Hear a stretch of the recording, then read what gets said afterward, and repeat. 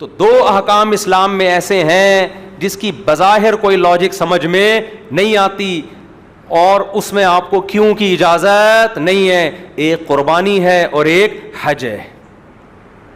حج میں بھی سارے کام اللاجیکل قسم کے کروائے جاتے ہیں آپ سے.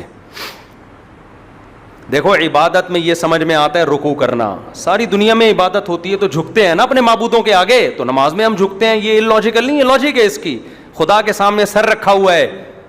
لیکن حج میں کیا ہوتا ہے؟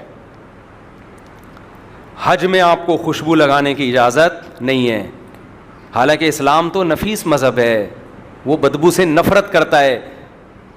حج میں جتنا میلا کچیلا ہوگا, حدیث میں آتا ہے جتنا میلا کچیلا پرا گندا بکھرے ہوئے بال, اللہ کو وہ حاجی اتنا زیادہ محبوب. خذوا زینتکم عند کل مسجد, نماز کے لیے آؤ پراپر ڈریس میں آؤ, یہ لاجک کی بات ہے نا. لیکن حج میں جب آپ جاتے ہیں تو پراپر ڈریس, ابے سلا ہوا ڈریس انسلا ڈریس پراپر ہوتا ہے یا سلا ہوا ہوتا ہے نا. تو اسلام تو مہذب مذہب ہے, دنیا کو سلا ہوا لباس مسلمانوں نے پہننا سکھایا ہے. آپ ان یورپین اقوام کے ماضی کی طرف جاؤ گے تو پتہ نہیں کیا پہنتے تھے, یہ شگر ہے پہنتے تھے, یہ بھی غنیمت ہے. اور پیچھے جاؤ گے تو ہو سکتا ہے پہنتے ہی نہیں ہوں. تو تہذیب تو اسلام نے سکھائی ہے. لیکن حاجی کا 3 پیس سوٹ, ٹائی اور شیروانیاں اور کڑھائیوں والے کرتے اس سے اتروائے جا رہے ہیں. اسے کہا جا رہا ہے ایک ازار اور ایک چادر, اور اس میں بھی کندھا کیا رکھنا ہے, کھلا. سر پہ ٹوپی نہیں پہننی, اس لیے کہ ٹوپی پراپر ڈریس ہے, سمجھ رہے ہیں. تو سر کھلا رکھنا ہے, چہرہ بھی ڈھانپنے کی اجازت نہیں ہے. اور کمال کی بات یہ, وہاں عبادتیں دیکھو کیا ہو رہی ہیں, جاتے ہی بیت اللہ کے گرد گھومنا شروع کر دیا ہے بھائی. امر من الدیار دیار لیلا اقبل ذا الجدار وذا الجدار, یہ تو عاشقوں کا کام ہے. عاشقوں کے کام لاجک کے ہوتے ہیں, اللاجیکل ہوتے ہیں. اللاجیکل کام کرتا ہے عاشق. عاشق آئے گا جہاں محبوبہ سے سیٹنگ چل رہی ہے نا, اس کے دیوار کے گرد کبھی ادھر جا کے بیٹھا ہوگا, کبھی ادھر جا کے بیٹھا ہوگا, کبھی ادھر چکر لگا رہا ہے, کبھی ادھر چکر لگا رہا ہے. ابے بھائی تیرے کو ٹائم دے دیا ہے, اس کے ابا آئیں گے تیرے سے فلاں تاریخ پہ بات کریں گے, ہاں نا اس وقت فیصلہ ہوگا, نہ اس کو چین نہیں آ رہا ہوتا. پھر تھوڑی دیر میں جائے گا, جیسے امرؤ القیس جو شاعر تھا نا, مجنون جسے کہا جاتا ہے, لیلا کا دیوانہ, کہتا ہے امر من الدیار دیار لیلا, میں لیلا کے در و دیوار کے قرب و جوار سے گزرتا ہوں, کبھی اس دیوار کو چومتا ہوں کبھی اس دیوار کو. لوگ کہتے ہیں اللاجیکل کام کر رہے, دیواروں کو چومنے والا پاگل ہوتا ہے, سمجھ رہے ہیں. دیوار نے کیا دیا ہے تجھے, کہہ رہے خدا کی قسم مجھے دیواروں سے محبت نہیں ہے, مجھے اس محبوب سے محبت ہے جو ان دیواروں کے پیچھے رہتا ہے. ان دیواروں کی نسبت محبوبہ کی طرف ہے, اس لیے مجھے دیواروں سے محبت. مسلمان یہی کام بیت اللہ کے ساتھ کرتا ہے, ان دیواروں کے گرد گھومتا ہے جو گارے اور مٹی کی بنی ہوئی دیواریں اسی سیمنٹ سے بنی ہیں, اسی مٹی سے بنی ہیں, اور کوئی الگ سے کوئی مخلوق نہیں ہے. وہ ان کی ریپیئرنگ بھی ہوتی رہتی ہے, اینٹ گرتی ہے تو دوسری اینٹ لگا دیتے ہیں اسی سیمنٹ کی, اسی دیوار کی. لیکن مسلمان جاتا ہے لاکھوں روپے, 10 15 لاکھ روپے خرچ کر کے جا کے کیا کرتا ہے, ان دیواروں کے گرد چکر لگاتا ہے, ان دیواروں کو ہاتھ لگاتا ہے, ان دیواروں کا بوسہ لیتا ہے, ان کا غلاف پکڑ کے روتا ہے. اور جب غیر مسلم ہنستا ہے کہ تو کیا کر رہا ہے, ان پتھروں میں کیا رکھا ہوا ہے, وہ کہتا ہے مجھے خدا کی قسم ان پتھروں سے محبت نہیں ہے, اس گھر کی نسبت جس خدا کی طرف ہے مجھے اس خدا سے محبت ہے. یہ میرا گھر نہیں ہے, اس گھر کی ویلیو میری نظر میں 0 ہو جائے گی. لیکن خدا کہتا ہے یہ گھر کس کا ہے, میرا, تو اس کے گرد چکر لگانے کے لیے لاکھوں روپے خرچ کر کے احرام باندھ کے آیا ہوں میں. تو جو اپنے آپ کو غلام سمجھے گا وہ حج بھی کرے گا اور عمرہ بھی کرے گا. وہ پھر صفا مروہ کی صحیح دیکھو, یہ کون سی عبادت ہے, یہاں سے بھاگتے ہوئے وہاں جاؤ, وہاں سے بھاگتے ہوئے ہے بھائی, کوئی لاجک بنتی ہے اس کی؟ یار نہیں آ رہا سمجھ میں, بھائی نہیں آ رہا ان کے سمجھ میں, کوئی لاجک بنتی ہے؟ ٹائم پورا ہو گیا ہے, میں بس جلدی سے بات سمیٹ رہا ہوں. پھر آپ شیطان کو کنکریاں مارتے ہو, وہاں شیطان نہیں ہے. وہ جو ستون بنے ہوئے نا, بڑا شیطان, درمیانہ شیطان, چھوٹا شیطان, وہ نہ بڑا شیطان ہے نہ درمیانہ, نہ وہ کچھ بھی نہیں ہے, وہ صرف ایک نشانی ہے. کہ لوکیشن پتہ چلے کہ یہاں آیا تھا شیطان, اور وہی ایک ہی شیطان 3 جگہ آیا تھا, نہ بڑا درمیانہ ستونگڑا وہ نہیں تھے.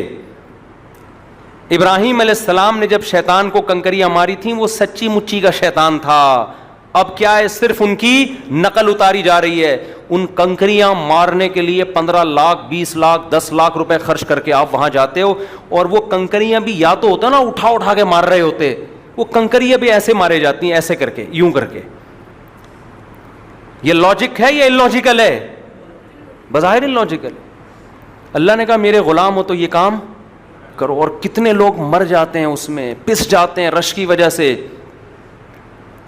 اور کمال در کمال یہ کہ جب سارے ارکان سے آپ فارغ ہو گئے, لاکھوں روپے خرچ کیے, عرفہ کا وقوف بھی ہو گیا, سب فارغ ہونے کے بعد اللہ کی طرف سے آپ کو پروٹوکول کیا ملتا ہے؟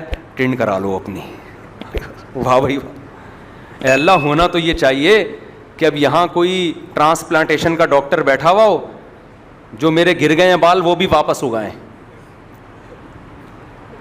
لیکن اللہ کیا کرتے ہیں, ایسے آپ کے گھر میں کوئی اتنی دور سے مہمان آیا, آپ کے رشتہ دار ہیں امریکہ سے آپ کی دعوت پہ, اور آپ نے ان سے بڑی محنت بھی لی. اب آپ نے کہا چلو یار میں نے مہمانوں کا اکرام بھی نہیں کیا, انہی سے الٹا کام لیا میں نے, تو اب جاتے ہوئے ان کو ذرا ہدیے تحفے زیادہ دے دوں گا میں. تو اللہ ہدیے اور تحفے کیا دے رہا ہے, واپسی پہ کیا کرنا ہے؟ ٹھنڈ کرا کے جانا ہے. پرسنالٹی کی ایسی کی بولو تیسی ہوگا. جو اونچے کالر والے لوگ ہیں نا, ان کو حج سمجھ میں نہیں آئے گا. لیکن جو دیوانے ہیں, جو کہتے ہیں ہمیں کس نے بنایا؟ اللہ نے, ہم غلام کس کے ہیں؟ اللہ کے, ان کے لیے حج سے زیادہ لذیذ عبادت کوئی بھی نہیں. کہتے ہیں لاجک کے کام تو بہت کر لیے ہم نے, اب خدا کو خوش کرنے کے لیے دیوانگی کا اظہار کریں گے, ہم اب دیوانہ پن دکھائیں گے. تو بقرعید بھی ایسے ہی ہے میرے بھائی, جانور لاؤ اور کاٹ کے ذبح کرو. غیر مسلم تڑپتا ہے یار اتنا مہنگا جانور. میں اس دن منڈی گیا نا, 20-25 لاکھ کا جانور کھڑا ہوا ہے. مالداروں کے لیے 20-25 لاکھ ایسے ہیں جیسے 2 پان گٹکے کے پیسے ہوتے ہیں غریب کے لیے. وہ لوگ بتا رہے تھے, مالدار لوگ آتے ہیں, ہاں بھائی کتنے گئے جی؟ یہ سر 50 لاکھ, جو منہ سے نکل گیا, یہ لے 50 لاکھ. لا کے کرنا کیا انہوں نے؟ کاٹ دینا ہے. اب یہ مہنگا جانور خریدنا چاہیے نہیں چاہیے ایک الگ ٹاپک ہے, میں ابھی اس پہ بحث نہیں کروں گا, لیکن رزلٹ کیا نکل رہا ہے؟ کاٹ دیا اس نے. تو غیر مسلم چیخ اٹھتا ہے یار اتنے کروڑوں کے پیسے ضائع ہو رہے ہیں. وہ بھائی تیرے تو نہیں ہو رہے نا, کس کے ضائع ہو رہے ہیں؟ ہمارے ہو رہے ہیں نا, ہمارے ضائع ہو رہے ہیں. ہمیں پتہ ہے ضائع نہیں ہو رہے. لوگ پوچھتے ہیں کہ یہ اس کی لاجک کیا ہے قربانی کی. ہمارے نبی نے بتا دیا کیا لاجک ہے. فرمایا سنت ابیکم ابراہیم, تمہارے باپ ابراہیم کی سنت. ابراہیم نے کس کو ذبح کرنے کے لیے لٹایا تھا؟ بیٹے کو. اس کی کوئی لاجک بنتی تھی؟ تو کہا جب اس کی لاجک نہیں بنتی, ابراہیم نے تو اللہ سے نہیں کہا اللہ بیٹے نے کیا کیا جو میں اس کو کاٹ دوں. اللہ کے علاوہ کوئی اور کہتا تو 20 سوالات پوچھے جا سکتے تھے. اللہ کے علاوہ میرے ابا بھی مجھے کہتے ہیں نا بیٹا گائے لا کے کاٹو, میں ابا سے پوچھتا ابا کیوں کاٹوں؟ بڑا گوشت سے ڈاکٹر نے منع کیا ہے آپ کو, فلاں نے منع کیا ہے, کیوں بھائی بکرا کاٹ لیتے ہیں, میں نے سبزی کھا لیتے ہیں. کوئی بھی جب آپ کو آرڈر دیتا ہے آپ کو کیوں کی اجازت ہے, لیکن جب اللہ نے آرڈر دیا تو مسلمان کی ڈکشنری میں کیوں کا لفظ نہیں ہے. عقل مند لوگ اللہ کے آرڈر کو پورا کرتے ہیں. اور نبی نے فرمایا بقرعید کے دنوں میں, ایام نحر میں, اللہ کو جانور کا خون بہانے سے زیادہ کوئی چیز محبوب نہیں ہے. اس لیے میرے بھائی دل کی خوشی کے ساتھ قربانی کرو, دل کی خوشی کی. اور آخری بات بالکل لاسٹ, کہ قربانی کا گوشت بھی کھایا کرو, تکبر نہ کرو اس میں. آج مالدار لوگ کہتے ہیں ہم تو پورا سال گوشت کھاتے ہیں, ہمیں کیا ضرورت ہے, پورا صدقہ کر دیتے ہیں. یہ تکبر ہے, کبر ہے. بقرعید کے دنوں میں روزہ حرام کیوں ہے؟ تاکہ آپ گوشت سے اجتناب نہ کریں. جب یہ اللہ کی طرف سے ضیافت ہے تو آپ کو اگر کوئی دعوت پہ بلائے, دال چاول بھی رکھے, آپ یہ کہہ کے اوائڈ نہیں کر سکتے کہ ہم امیر لوگ ہیں, ہم ہمیشہ پیزے کھانے والے لوگ ہیں, آج ہم دال چاول نہیں کھائیں گے. اس میں آپ دعوت دینے والے کی انسلٹ کر رہے ہیں کہ نہیں کر رہے؟ آپ اس کی خوشی کے لیے 2 نوالے کھائیں گے. آج بہت سے لوگوں کو دیکھ کے افسوس ہوتا ہے, بقرعید والے دن گھر میں چکن بن رہا ہوتا ہے. 2-4 سال پہلے مجھے کسی نے بلایا, کہیں نکاح پڑھانا تھا بقرعید کے دن, میں گیا ہوں نکاح پڑھایا تو وہ مرغی کی بریانیاں لا کے انہوں نے، میں نے کہا یار مسلمان یہاں تک گر جائے گا بقرعید کی شام کو، چلو دن میں ہوتا ہم کہتے یہ انتظام نہیں ہے، مسلمان یہاں تک خراب ہو جائے گا کہ بقرعید والے دن آپ کدو پکا کے کھا رہے ہو، مرغی کھا رہے ہو. یہ تو اللہ کی ضیافت سے کیا ہے؟ سیدھا سیدھا اعراض ہے. تو ایام اکل و شرب حدیث میں آتا ہے یہ کھانے کے ایام ہیں. تو کھانے سے کیا مراد ہے؟ ٹماٹر کھانے کے ایام ہیں، یہ توریاں کھانے کے ایام ہیں، یہ گوشت کے ایام ہیں. تو یہ بھی بہت ایک بدعت چل پڑی ہے کہ بھئی سارا گوشت صدقہ کر دو، ہمیں کچھ نہیں کھانا، ہم وہی. تو یہ تکبر ہے. جب اللہ کی طرف سے ضیافت ہے تو کچھ نہ کچھ اس میں حصہ اپنے لیے رکھنا چاہیے. فَكُلُوا مِنْهَا، قرآن کہہ رہا ہے خود بھی کھاؤ، وَأَطْعِمُوا الْبَائِسَ الْفَقِيرَ، اور غربا اور مساکین کو بھی کھلاؤ. کی عمل کی توفیق عطا فرمائے. وَمَا عَلَيْنَا إِلَّا الْبَلَاغُ.